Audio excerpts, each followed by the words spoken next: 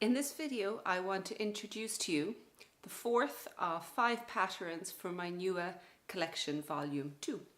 This one is called the Abys Cowl.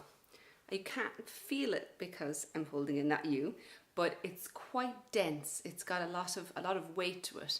Now the Nua yarn, it's 60% merino, 20% linen and 20% yak, and it's pretty light. So things like that are done in lace weight or in just stockinette. They don't tend to be too heavy, but this is very, very heavily cabled.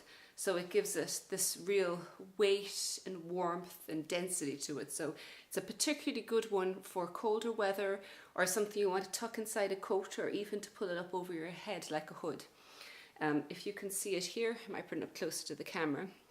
It starts at the bottom with a little bit of garter stitch, done much more tightly, and then there's a huge increase because you go into these big, big, fat cables.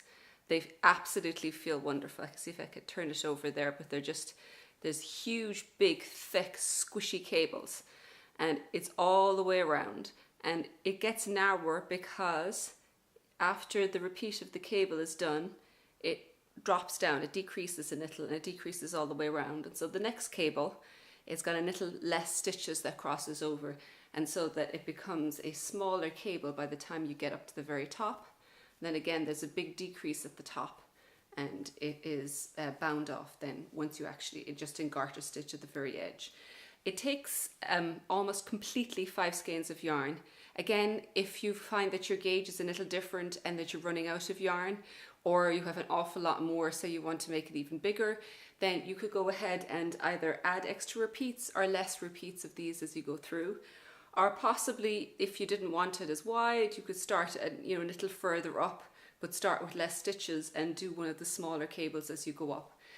But the biggest thing that I think of when I'm holding this is just kind of weight and density and warmth and super huge squishy cable.